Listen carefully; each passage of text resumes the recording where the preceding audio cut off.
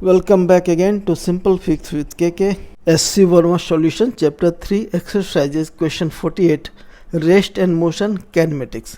पिछले प्रॉब्लम के सिचुएशन को कंसीडर कीजिए।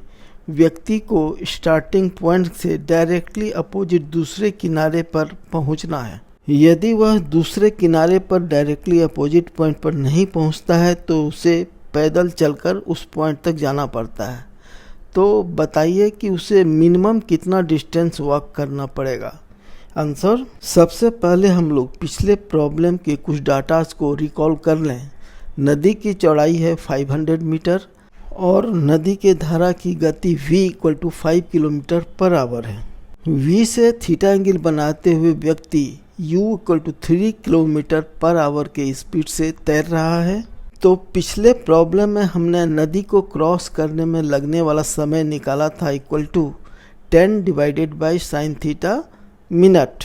अब इतने समय में व्यक्ति डायरेक्टली अपोजिट दूसरे किनारे पर कितनी दूर वहाँ से पहुँचेगा, यह डिपेंड करेगा उसके speed along the speed of the river water पर। तो उसके अलोंग इसका टोटल स्पीड होगा speed of the river water plus u का रिवर वाटर के अलोंग कंपोनेंट। तो हो जाएगा यह speed = 5 kilometre per hour plus 3 cos theta kilometre per hour equal to under bracket 5 + 3 cos theta kilometre per hour. इसे हम लोग मीटर पर मिनट में कन्वर्ट कर देंगे तो होगा =1000 × under bracket 5 + 3 cos theta / 60 metre per minute.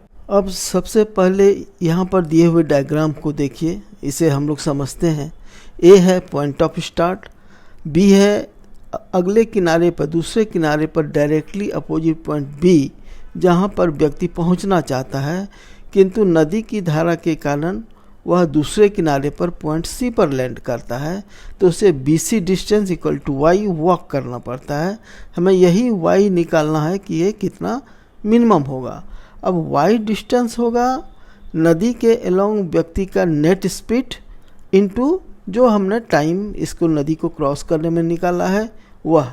तो BC = y = speed into time, that is y = under bracket 1000 under bracket 5 + 3 cos theta / 60 metre per minute. यह वह स्पीड और multiplied by time to cross the river = 10 / sin theta इतना minute.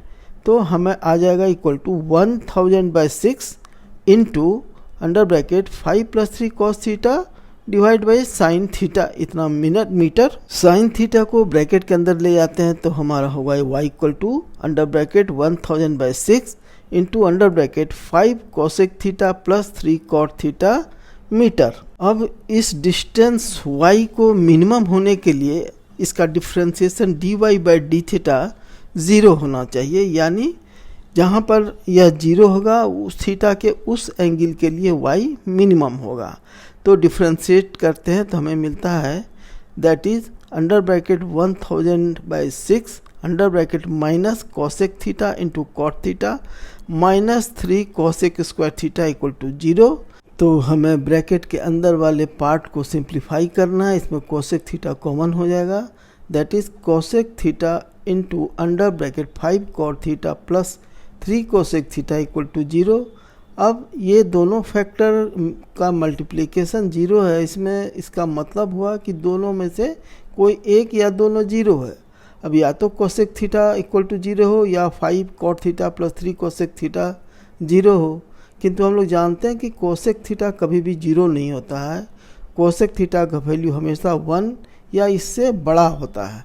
अतः हमारे पास बचता है कि 5 cot theta plus 3 cosec theta = 0। इसे साइन कॉस में बदल कर हम लोग पाएंगे that is = 3 + 5 cos theta = 0, that is cos theta = -3/5। तो इससे साइन थीटा का वैल्यू हम निकाल सकते हैं =√1 - cos स्क्वायर थीटा = 4/5। अर्थात थीटा के उस वैल्यू के लिए y मिनिमम होगा जिसके लिए साइन थीटा का वैल्यू 4/5 होगा।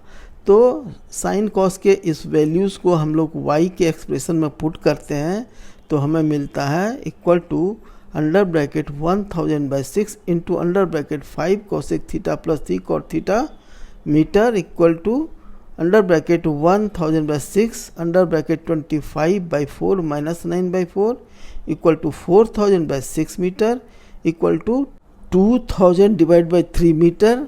इसे हम लोग किलोमीटर में कन्वर्ट करते हैं तो मिलता है इक्वल टू 2/3 किलोमीटर। यानी मिनिमम जो डिस्टेंस वह आदमी को चलना पड़ेगा वह होगा equal to 2/3 kilometre. Video solution देखने के लिए धन्यवाद। कृपया वीडियो को लाइक और शेयर करें तथा इस चैनल को सब्सक्राइब करें। थैंक यू, धन्यवाद। Visit again.